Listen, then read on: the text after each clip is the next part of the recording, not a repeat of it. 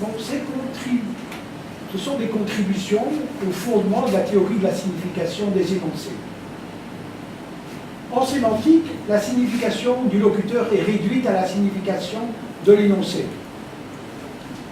On suppose que le locuteur parle littéralement et signifie tout et seulement ce qu'il dit.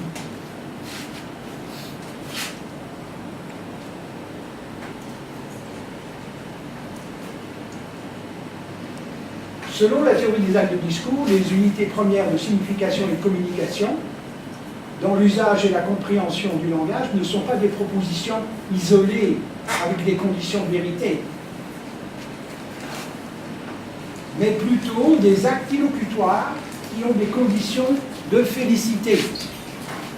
Le terme, tout ça vient d'Austin, hein? How to do things with words. Les actes illocutoires élémentaires ont une force. La notion de force vient de chez Frege. En plus d'un contenu propositionnel. Des énoncés de type syntaxique différents peuvent exprimer des forces différentes. Les énoncés impératifs servent à donner des directives, les énoncés exclamatifs à poser des questions, comme les énoncés déclaratifs servent à faire des assertions.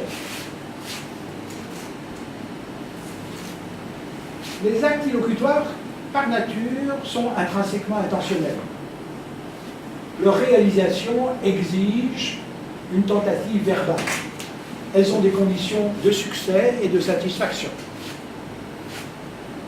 Pour réussir, il faut utiliser les bons mots dans les bonnes circonstances.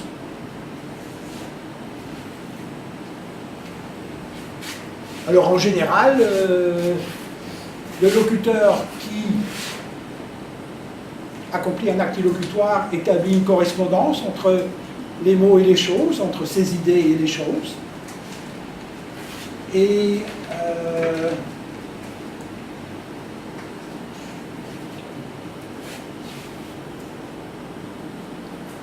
les actes illocutoires accomplis sont satisfaits ou ne sont pas satisfaits. Tout dépend si leur contenu propositionnel est vrai, et tout dépend aussi de la direction d'ajustement de la force. Donc, les assertions sont satisfaites quand elles sont vraies, les promesses quand elles sont tenues, les ordres quand ils sont obéis.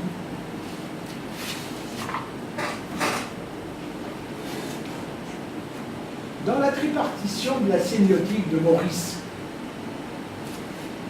la sémiotique se distingue entre syntaxe, sémantique, pragmatique. Le but de la sémantique, c'est d'étudier les relations qui existent entre les expressions en vertu de leur signification linguistique.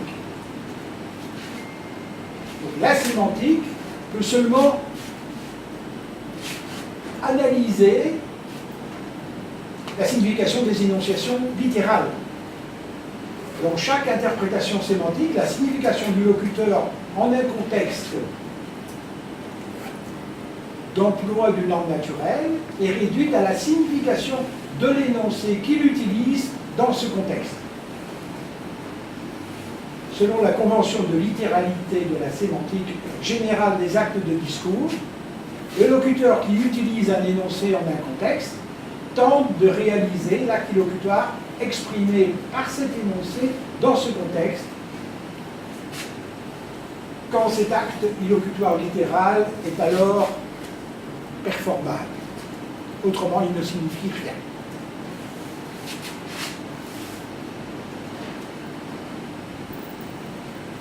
Cependant, dans la poursuite du discours, la signification du locuteur est généralement différente de la signification des énoncés utilisés. Comme Austin l'a remarqué, beaucoup d'énonciations ne sont pas littérales et certaines ne sont pas sérieuses. Souvent, le locuteur entend réaliser un acte illocutoire principal non littéral, différent de l'acte illocutoire littéral qu'il exprime. quand il fait des métaphores, de l'ironie ou de l'indirection. Un voyageur avec des bagages qui pose la question « Vous savez où se trouve l'hôtel en Rouvernay ?» veut en général plus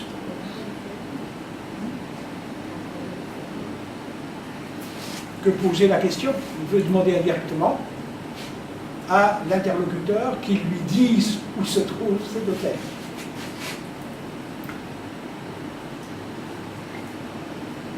Donc il fait plus que poser une question, il fait une demande indirecte. Dans le cas des énonciations non sérieuses des acteurs sur la scène de théâtre ou des auteurs de fiction, le locuteur fait semblant de réaliser l'acte illocutoire littéral. Il fait comme s'il réalisait cet acte, mais clairement, il n'entend pas le réaliser.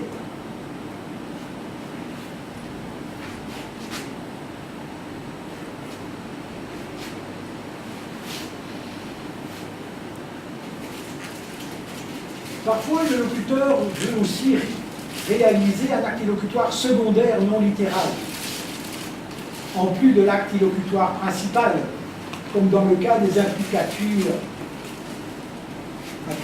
ou implicitations conversationnelles de Grice, ou des sous-entendus. Celui qui répond à la question « Où est Paul ?», en affirmant que Paul est à Paris ou à Londres, veut en général affirmer implicitement qu'il ne sait pas exactement dans laquelle de ces deux cités se trouve le Paul en question.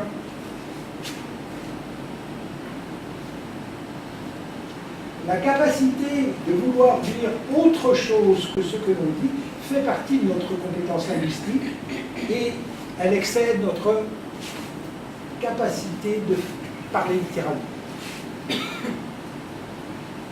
Tout ce qu'un locuteur veut dire, il pourrait en principe le dire selon le principe d'exprimabilité.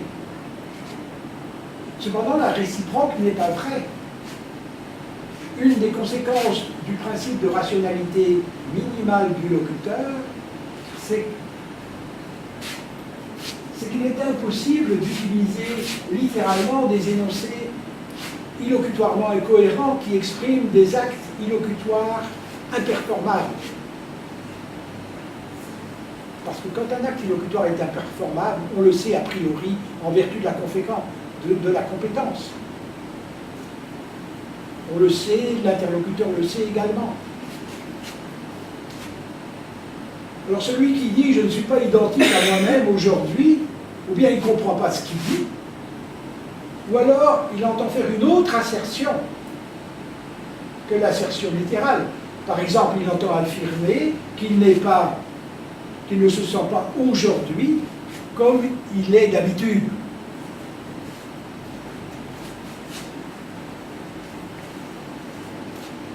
Comme je l'ai dit dans 2 articles,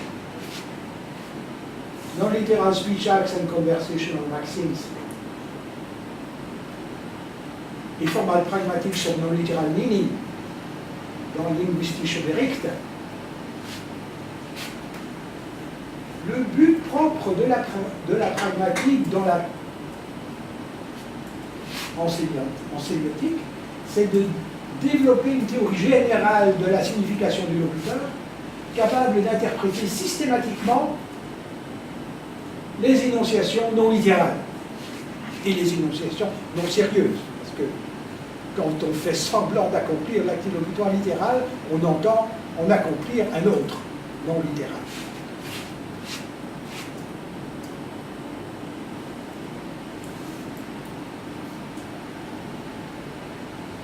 Donc la pragmatique, conçue comme l'étude de la signification complète du locuteur, qu'elle soit littérale, sérieuse ou non, fait partie de la théorie du langage et de la sémiotique. car notre capacité d'accomplir et de comprendre les actes illocutoires non littéraux, comme les actes illocutoires non sérieux, fait partie de notre compétence linguistique.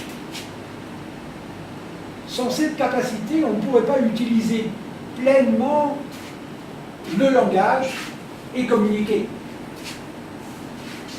Par exemple, celui qui reçoit comme réponse à sa question « Est-ce que Paul a une petite amie ?», qui reçoit comme réponse l'assertion que Paul est homosexuel, comprend, devrait comprendre, que l'interlocuteur implicite conversationnellement que Paul n'a pas de petite amie dans un contexte d'énonciation où ça fait partie de l'arrière-plan conversationnel que les hommes homosexuels n'ont pas de petite amie.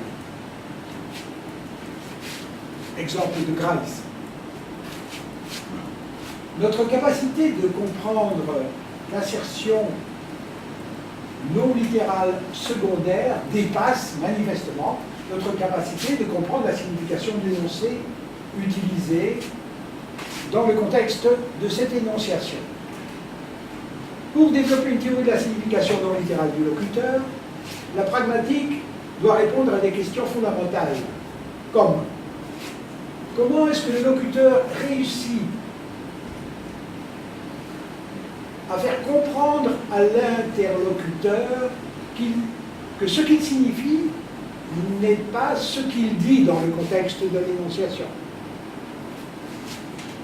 Une fois que l'interlocuteur a compris cela, comment réussit-il à identifier l'acte illocutoire principal non littéral et les implicitations conversationnelles de l'énonciation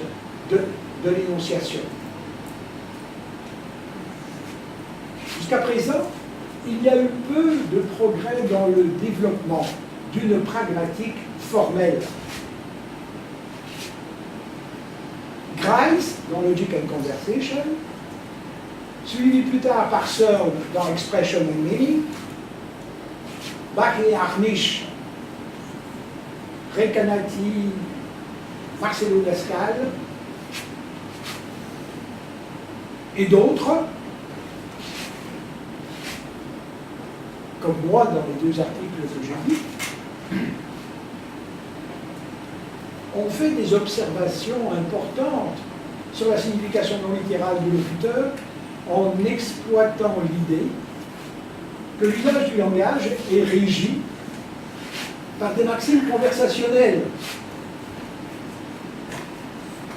Le mot est dû à Grice, comme « dites la vérité, soyez sincères », que le locuteur peut l'exploiter pour réussir à faire comprendre à l'interlocuteur ce qu'il signifie. Sperber et Wilson ont étudié en particulier la maxime de pertinence. Mais pareilles analyses courantes de la signification du locuteur sont informelles, partiales et heuristiques. Elles manquent de contenu théorique précis. L'objectif principal de mon travail est d'utiliser la logique illocutoire pour contribuer aux fondations d'une pragmatique formelle, capable de construire notre capacité d'accomplir et de comprendre les énonciations non littérales. Suivant Grice, les interlocuteurs comprennent l'intention du locuteur de réaliser les actes illocutoires non littéraux en faisant des inférences sur la base de l'hypothèse qu'ils respectent des maximes conversationnelles. Puis la structure logique de la théorie des actes de discours. Searle, dans Indirect Speech, Acts et Métaphores, et moi-même, dans les deux articles que j'ai mentionnés, on a reformulé l'approche inférentielle de Grice comme suit. Un locuteur qui entend réaliser un acte illocutoire non littéral dans un contexte d'énonciation a l'intention de se faire comprendre en se fiant à diverses capacités de l'interlocuteur. D'abord, à sa connaissance de la signification de l'énoncé utilisé, en particulier à sa capacité de comprendre les conditions de félicité de l'acte illocutoire littéral, exprimé par l'énoncé dans le contexte. Okay. 1. 2. En se basant sur sa connaissance de certains faits de l'arrière-plan conversationnel, du background, sur lesquels le locuteur entend attirer l'attention de l'interlocuteur. Et enfin, troisièmement, il se fie à la capacité de l'interlocuteur de faire des inférences sur la base de l'hypothèse que lui, locuteur, respecte les maximes conversationnelles dans la conduite de la conversation. Selon cette analyse, qui comprend l'acte illocutoire principal non littéral d'une énonciation, doit d'abord avoir identifié l'acte illocutoire littéral et avoir compris que cet acte littéral ne pourrait pas être l'acte principal dans le contexte de cette énonciation si le locuteur respecte les maximes conversationnelles dans le contexte. Conséquemment, la pragmatique conçue comme théorie de la signification des locuteurs incorpore la sémantique conçue comme théorie de la signification des énoncés.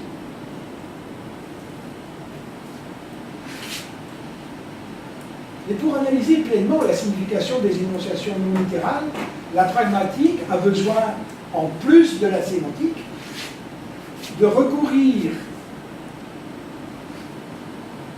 aux maximes conversationnelles. Il faut une analyse de ces maximes et aux faits pertinents de l'arrière-plan conversationnel du contexte de l'énonciation. Il faut une analyse du background, des faits pertinents. Les protagonistes de chaque contexte d'énonciation partagent des formes de vie, comme disait Wittgenstein, et sont engagés dans certaines activités en un certain arrière-plan conversationnel. Certains faits de l'arrière-plan conversationnel du contexte de l'énonciation sont pertinents pour déterminer les objectifs linguistiques du locuteur, la nature et les conditions de satisfaction des actes illocutoires qu'il exprime et tente de réaliser.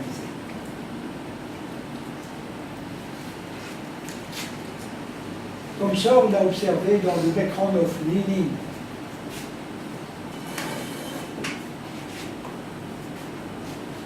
Différentes dénotations peuvent correspondre à différents sens dans des contextes dont l'arrière-plan est différent. Et le contenu propositionnel littéral peut, par conséquent, avoir des conditions de vérité différentes en pareil contexte. Même l'acte illocutoire littéral exprimé par un énoncé peut avoir des conditions de satisfaction différentes dans des contextes dont l'arrière-plan conversationnel est différent.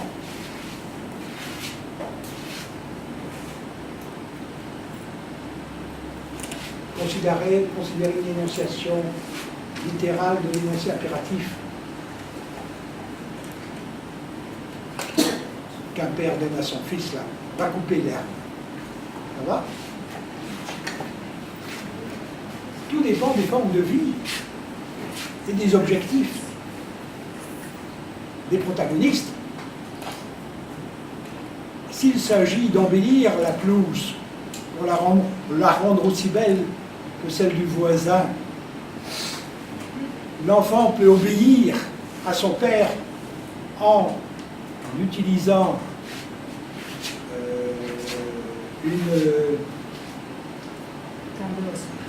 tondeuse. Et si l'arrière-plan est différent, il s'agit de vendre la pelouse, parce qu'elle a beaucoup de valeur et c'est la sécheresse. Dans ce cas-là, il ne faut pas que l'enfant tonde la pelouse, mais qu'il coupe l'herbe en dessous des racines, parce qu'il s'agit de la transplanter. D'accord?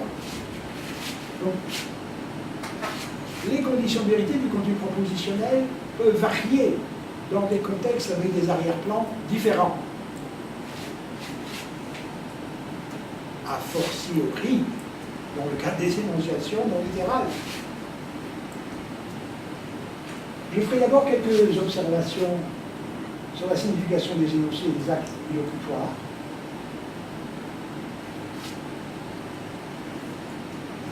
Bon, je n'ai pas le temps de les faire, mais l'idée c'est que la signification d'un énoncé en un contexte, c'est un acte illocutoire.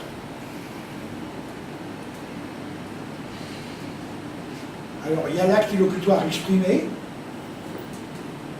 vu la nature du contexte. Attends, la signification du locuteur qui utilise l'énoncé dans ce contexte peut être différente. Il peut avoir l'intention d'accomplir un autre acte, non littéral, principal ou secondaire. Je vais expliquer les maximes conversationnelles de qualité et de quantité, qui sont les plus importantes. Je vais analyser aussi comment les interlocuteurs utilisent et exploitent les maximes conversationnelles pour inférer la signification non littérale du locuteur, quand il parle non littéralement. En plus, je vais procéder à l'analyse formelle de l'ironie, des actes illocutoires indirects, et des implicitations conversationnelles. Je montrerai comment la pragmatique formelle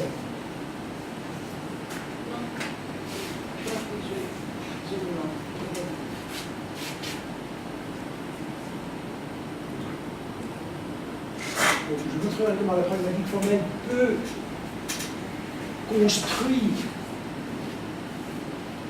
pareil acte illocutoire non littéraux.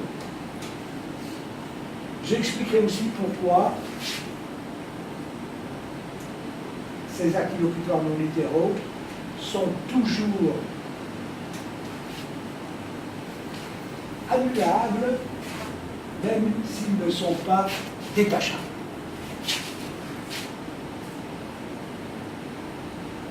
Finalement, je parlerai des faits de l'arrière-plan conversationnel qui sont pertinents pour la compréhension des actes illocuteurs non littéraux et défendrai une théorie pragmatique constructive de la signification où seulement un nombre fini de faits de l'arrière-plan sont pris en considération.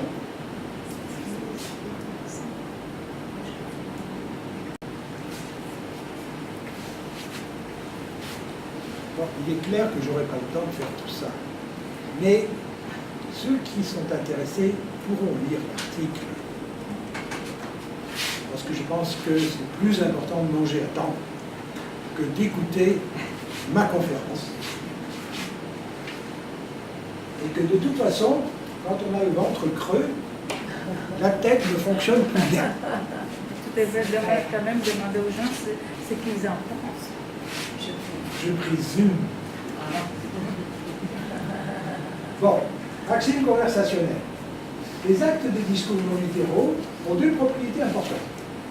D'abord, ils sont contextuellement annulables. Les locuteurs pourraient utiliser le même énoncé dans d'autres contextes possibles d'énonciation avec un arrière-plan conversationnel différent, sans avoir l'intention de réaliser pareils actes. Ainsi, par exemple, une énonciation de l'énoncé, vous pouvez me passer le sel, peut être simplement une demande sur les capacités de l'interlocuteur de passer le sel. Supposez que l'interlocuteur a eu un accident. C'est un médecin qui parle. Il veut simplement tester l'habilité de mouvement de cet interlocuteur.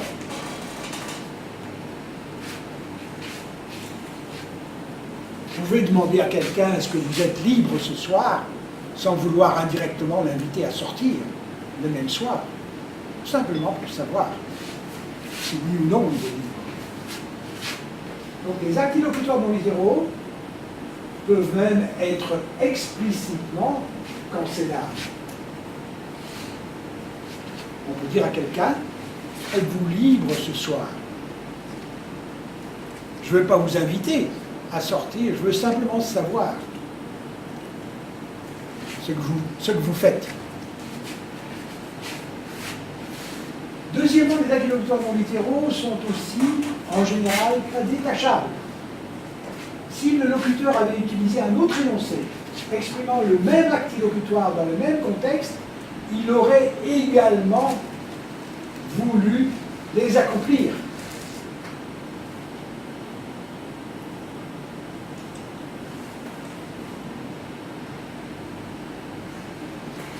Si au lieu de dire vous pouvez me passer le sel,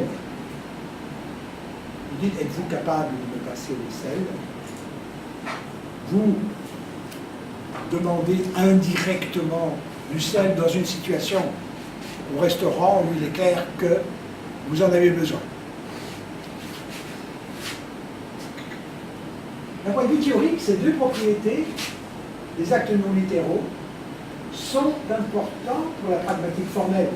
D'abord, si les actes illocutoires non littéraux sont annulables, certaines conditions sont nécessaires pour qu'un locuteur puisse parler non littéralement en un contexte. Quand ces conditions ne sont pas remplies dans l'arrière-plan, la signification du locuteur peut seulement être littérale. En plus, si les actes illocutoires non littéraux ne sont pas détachables, c'est bien que certaines conditions relatives à la forme de l'acte illocutoire littéral, ces conditions de spécificité et à l'arrière-plan conversationnel, doivent être suffisantes pour que le locuteur parle littéralement dans le contexte de l'énonciation. Non.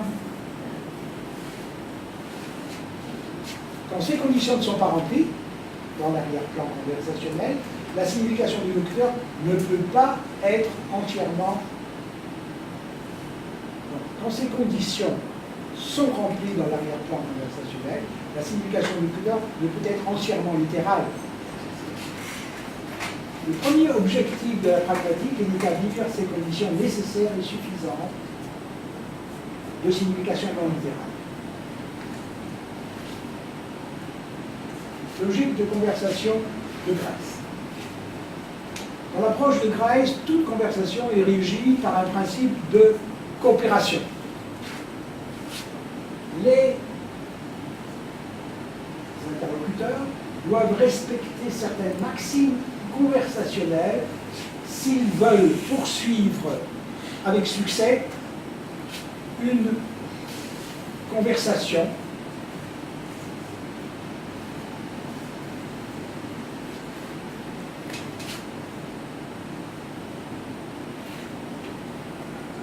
selon Grace, ce n'est pas sans raison que les locuteurs respectent les maximes conversationnelles.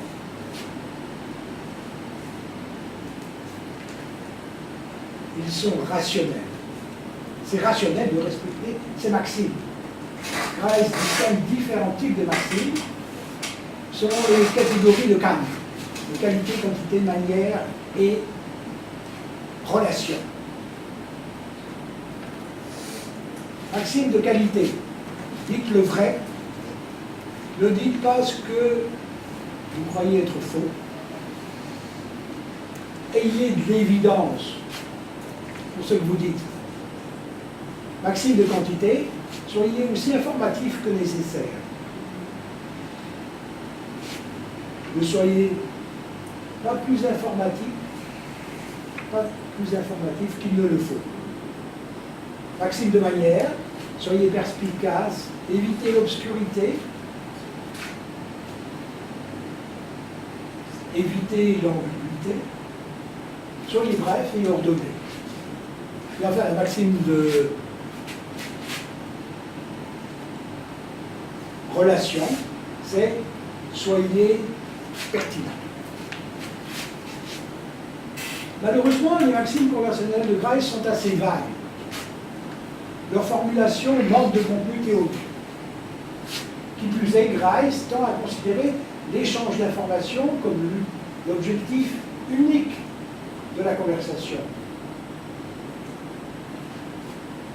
Si bien que ces maximes s'appliquent seulement aux énonciations assertives. Contrairement à Kant, Grice ne donne pas non plus de justification de son système de maximes. J'ai expliqué et généralisé les deux maximes de qualité et de quantité.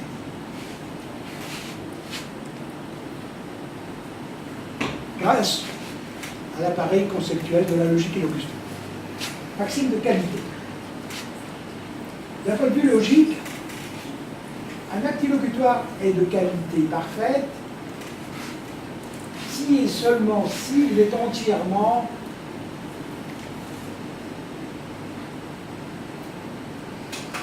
plein de félicité. Au sens d'Austin, c'est-à-dire il est à la fois bien réussi, sans défaut, c'est-à-dire sincère, les conditions préparatoires sont remplies, et satisfait.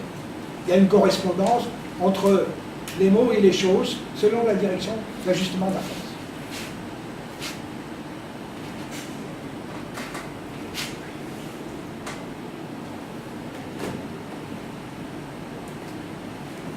Ainsi, la maxime de félicité devient la directive.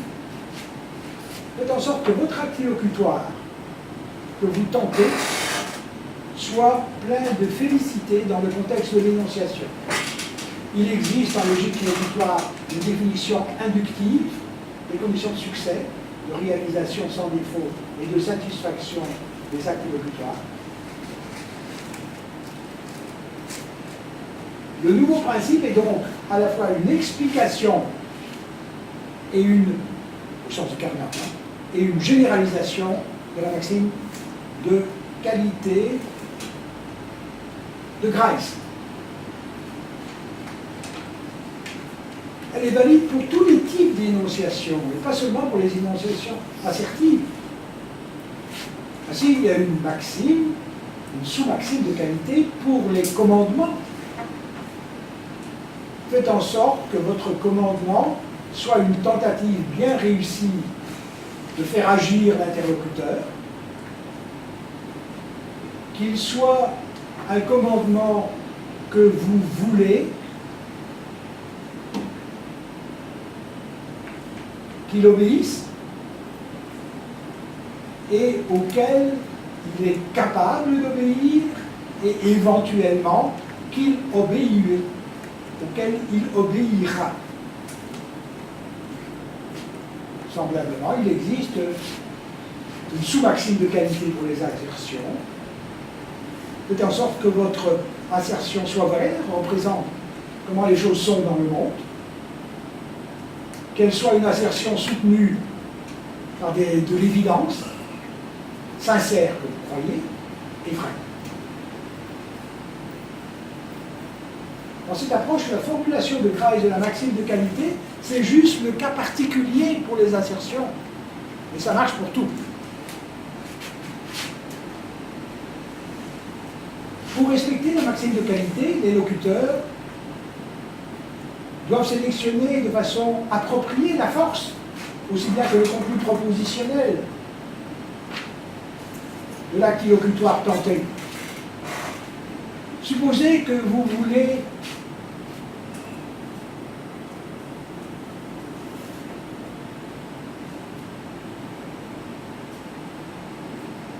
faire que quelqu'un vous donne quelque chose. Vous voulez tenter de faire en sorte que l'interlocuteur vous donne quelque chose, fasse quelque chose. Ne le commandez pas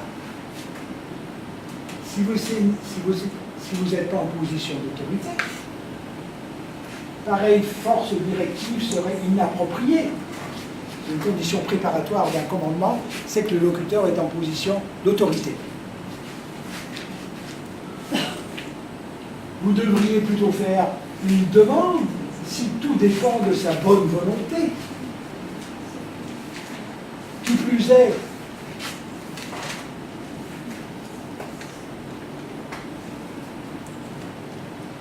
ne demandez pas quelque chose que l'interlocuteur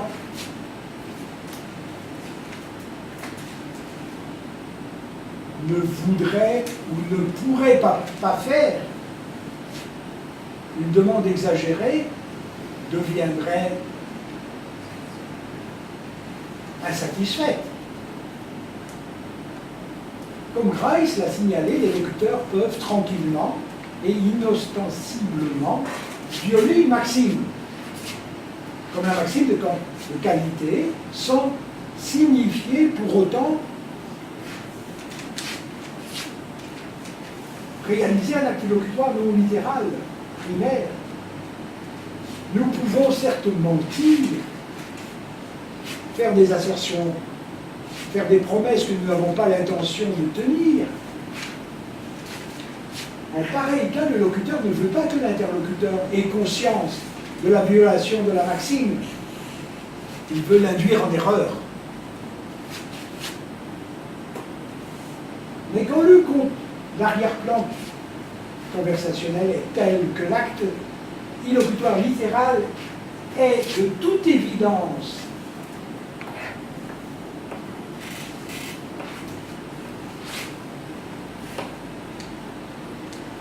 raté, défectueux ou insatisfait,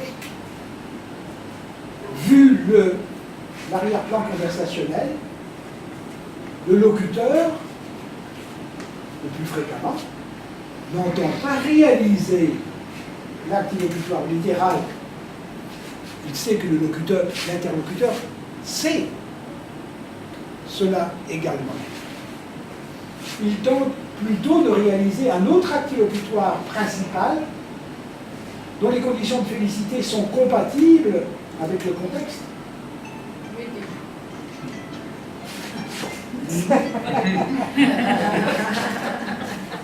Ainsi, il existe seulement une violation apparente de la maxime de qualité en pareil contexte d'énonciation.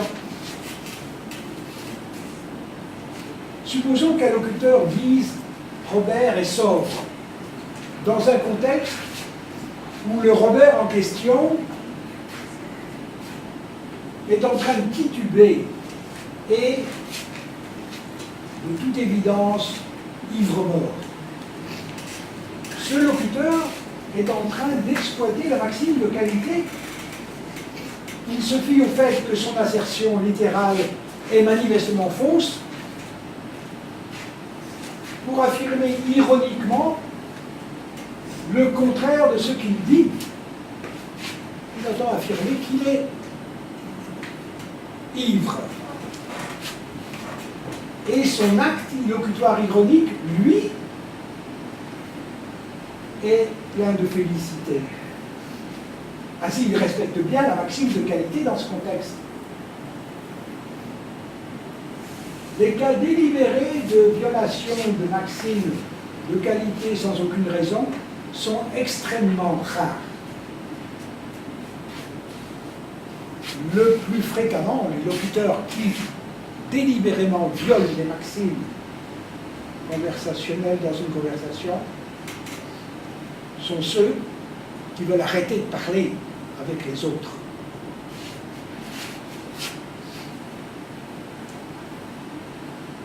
La maxime de quantité. Je vais terminer avec la maxime de quantité. Chaque acte illocutoire est d'un type naturel d'usage du langage qui peut servir à atteindre les objectifs linguistiques dans la conduite des conversations.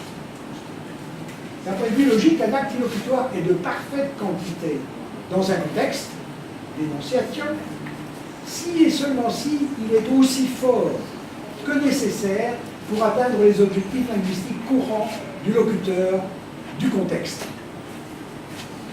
Vu leur forme logique, certains actes illocutoires sont plus forts que d'autres, au sens où ils ont plus de conditions de félicité, plus de conditions de succès, de satisfaction ou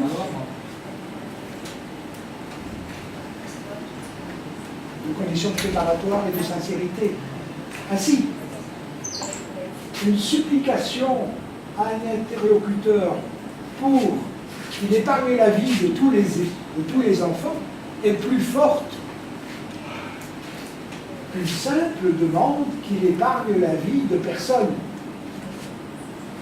Les actes illocutoires plus forts servent à atteindre des objectifs linguistiques plus forts.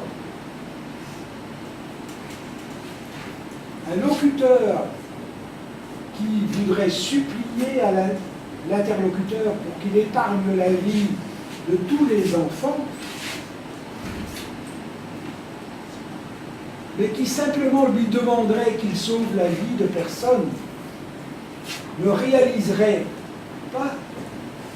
un acte illocutoire trop faible pour atteindre ses objectifs.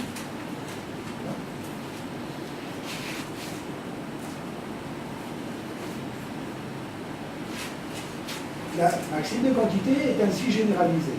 Faites en sorte que votre acte illocutoire soit aussi fort que nécessaire afin d'atteindre vos objectifs linguistiques. Un acte illocutoire est plus fort qu'un autre quand il a plus de conditions de félicité. Bon. Les conditions de félicité sont rigoureusement définies, donc c'est véritablement une généralisation de la maxime de quantité. Ça peut être appliqué à tous les types d'énonciation. Ainsi, il existe une sous-maxime de quantité particulière pour les directives.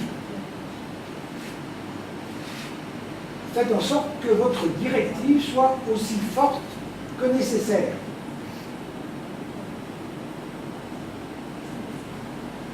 Comme on doit l'espérer, la formulation de Kreis de la maxime de quantité est seulement le cas spécial pour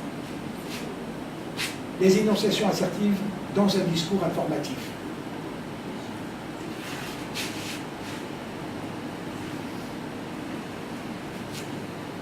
Mais mon explication est beaucoup plus générale. La maxime de quantité impose des conditions sur la force, aussi bien que sur le contenu propositionnel, des actes illocutoires à tenter.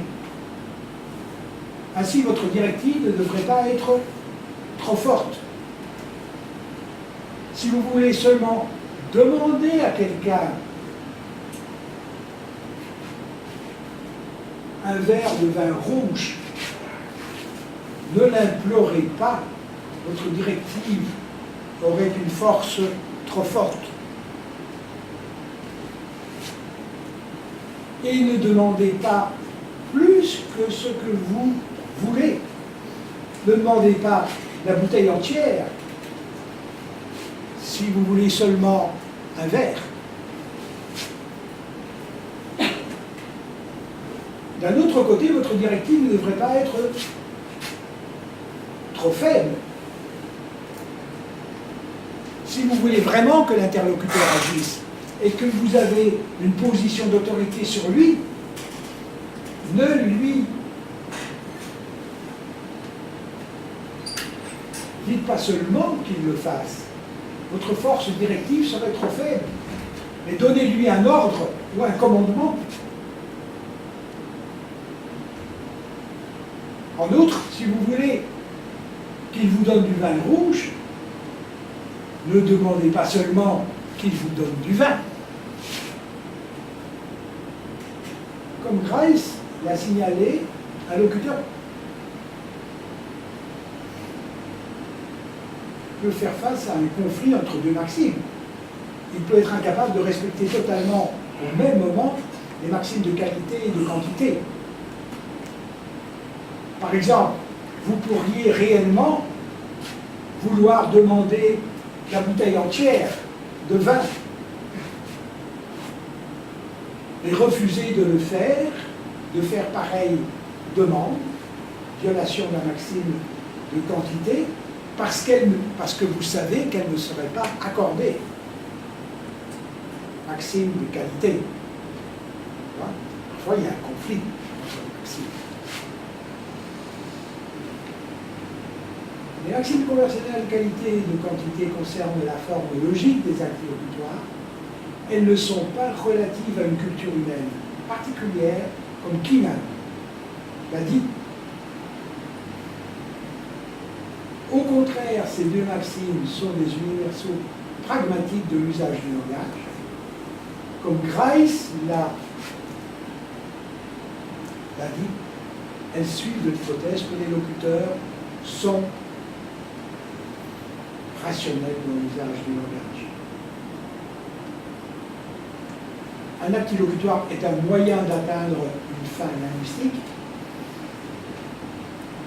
Maintenant, même que les agents rationnels doivent décider d'utiliser des moyens considérés appropriés dans chaque situation, les locuteurs rationnels devraient tenter de réaliser en chaque contexte des actes illocutoires qui peuvent être pleins de félicité. C'est donc raisonnable de respecter la maxime de qualité.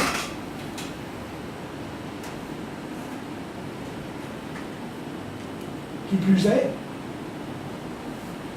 les agents rationnels devraient respecter un principe de moyens effectifs, c'est-à-dire que ceci est un principe de la raison pratique. Et voilà.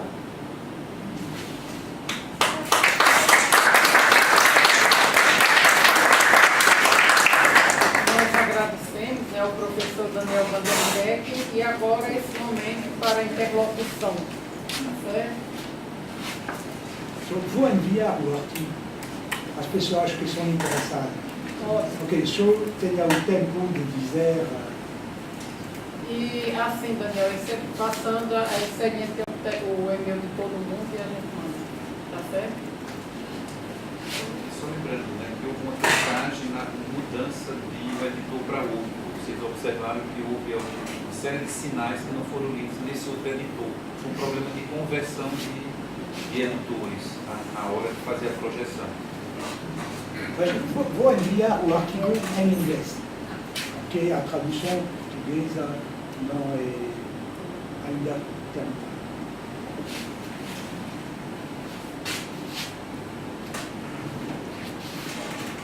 E aí ninguém? Ah, Rosa, Rapaterra. Aí, primeiro. Rosa, quem mais? Ninguém.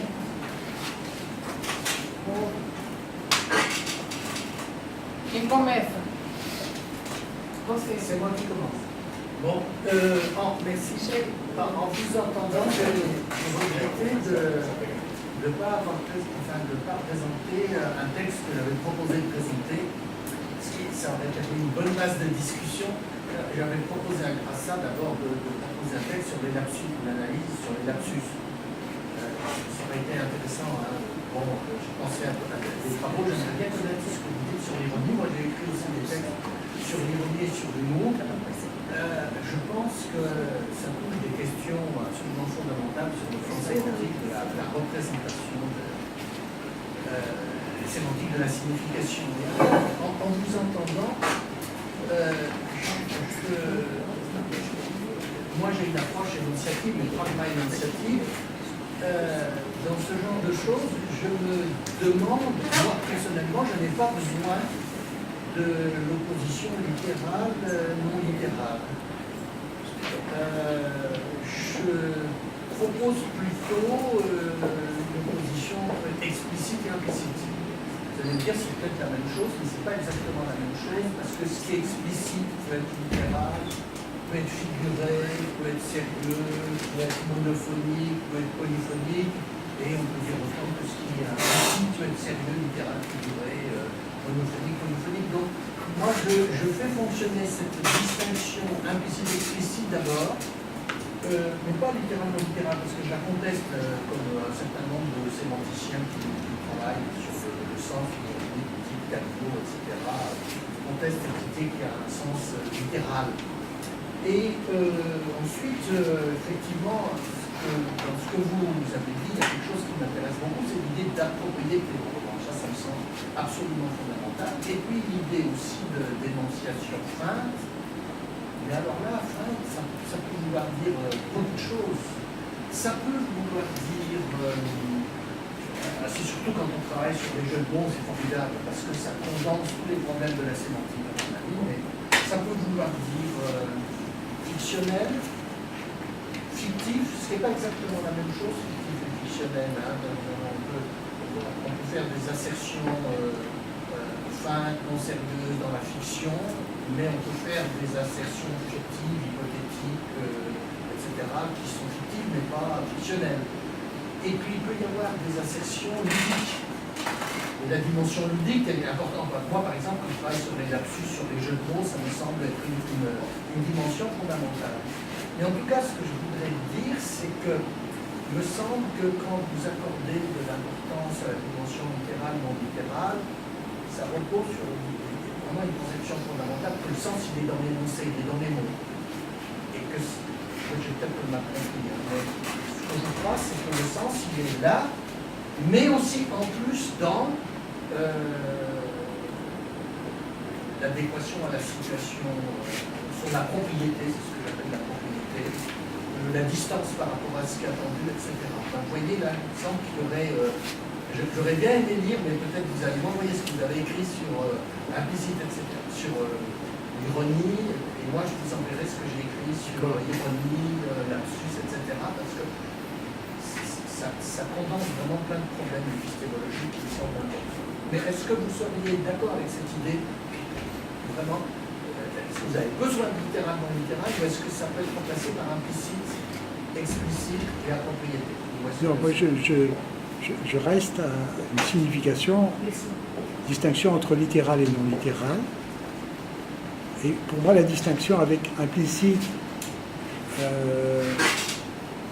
et explicite est autre, parce que littéralement, on peut impliciter pas mal de choses. Comme on peut le faire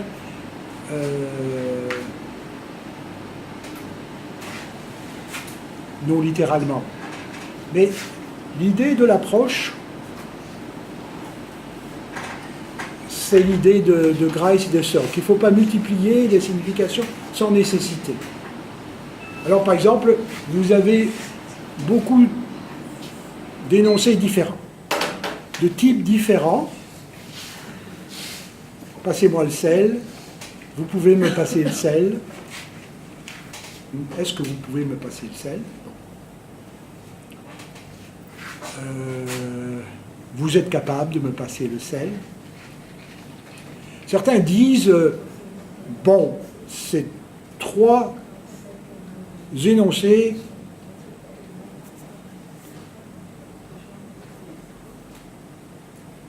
n'ont pas vraiment de signification différente. Alors, Searle, Grice et moi, on ne veut pas multiplier les significations. On veut dire, dans le cas, vous pouvez me passer le sel, c'est une assertion. Est-ce que vous pouvez me passer le sel? C'est une question.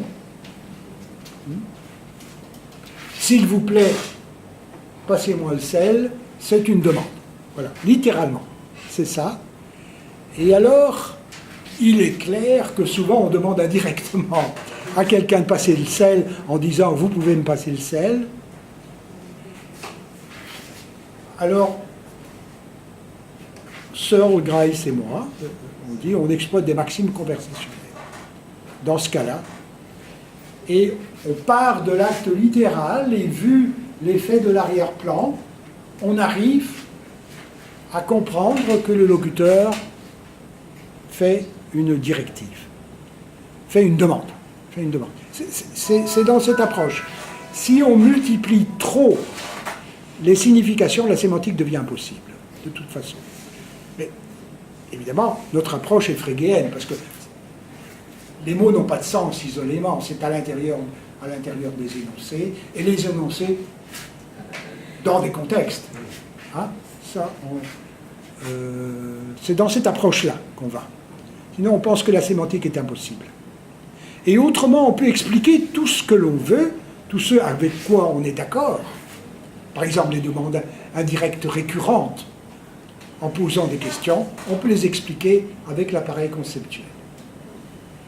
Donc, deuxième question, dans le cas de la fiction. Donc, quand on fait comme si, quand on feint, on fait semblant d'accomplir l'acte illocutoire, mais on ne l'accomplit pas. Donc, l'auteur du conte de Blanche-Neige commence par dire « Il y avait une petite fille, Blanche-Neige, qui était la fille du roi, qui était remariée avec telle reine. » Bon.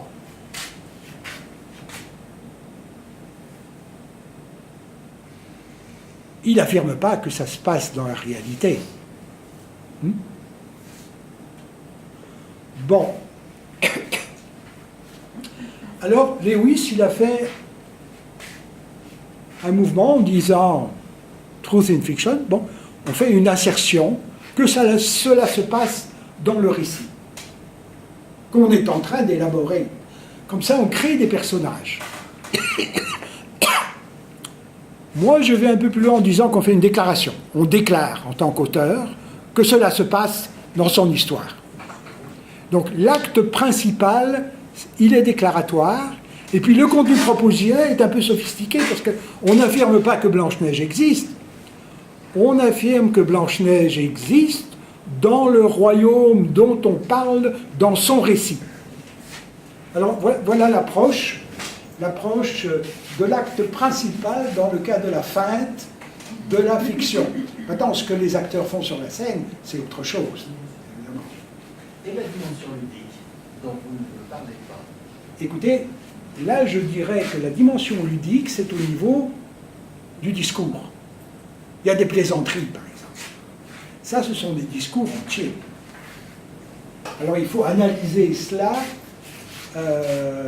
comme des actes illocuteurs de deuxième niveau. Donc, on utilise un autre appareil conceptuel. Mais il faut en parler, évidemment. Les jeux de mots, les plaisanteries, les blagues, ça doit arriver. On doit les considérer. On pourrait dire, il y a un mode d'atteinte du but conversationnel. On veut faire rigoler. Il y a beaucoup de façons de procéder. Encore faut-il trouver la bonne analyse. Mais là, on se trouve donc, quand on arrive à la dimension ludique, on est au niveau du discours. On n'est plus au niveau d'un acte illocutoire individuel, isolé à un moment.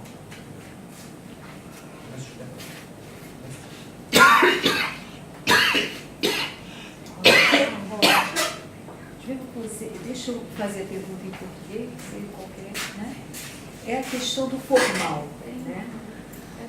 O objetivo, eu achei muito interessante, é a questão da noção de pragmática formal, né? Primeiro, qual é o sentido dessa pragmática formal? Em que ponto, o que é formal? Porque quando se pensa em formal, se cria uma espécie, quer dizer, para a grande maioria das pessoas, um decalagem, o nível discursivo, que é um nível transitório. O formal tem algo de estável, né? Essa é a minha pergunta. Pronto, é só uma dúvida que eu tenho, eu acho que... É formal... Só... Utilizando a lógica, só utilizando funções e argumentos. Mas quando nós pensamos no formal, pensamos num nível muito estanque, que não condiz, de certa maneira, com o nível dinâmico do discurso. Sim, mas... Essa que é a questão, percebe? No sentido de Montesquieu, a semântica formal fica uma teoria da análise das condições de verdade, das proposições expressas pelos enunciados declarativos. Fica aí. mas deve utilizar os recursos da lógica. E quer dizer,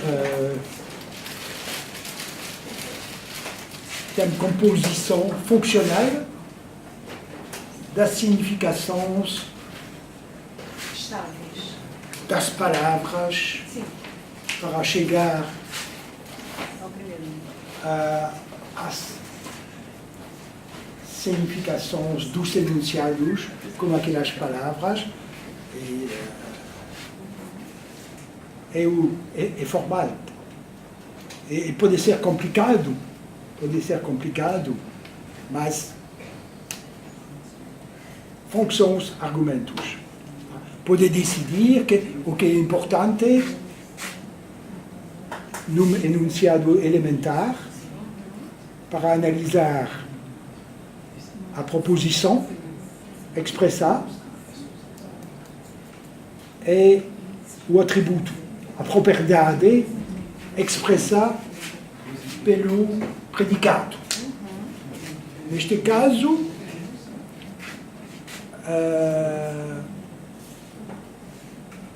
a denotação, o sentido do subjecto fica o argumento. Você aplica a função ao argumento e você vai conseguir condições de verdades. Agora, condições de verdades pode ser uma função, porque tudo depende das circunstâncias possíveis, consideradas. Vão ser funções de circunstâncias até valores de verdade. E assim adiante. Agora, na linguagem natural é mais complexo, porque tem um contexto. A linguagem natural é mais complexa. Quem fala? Essa Hã? atualização. O momento da enunciação. São funções tornam muito complexas, mas fica uma análise em termos de funções argumentos. Os argumentos podem ser funções, e assim adiante, para analisar as condições de verdade, também as condições de felicidade, é mais complexo, que tem valores de sucesso, além dos valores de verdade, mas isso é o espírito. O espírito vai mais longe, porque não só quer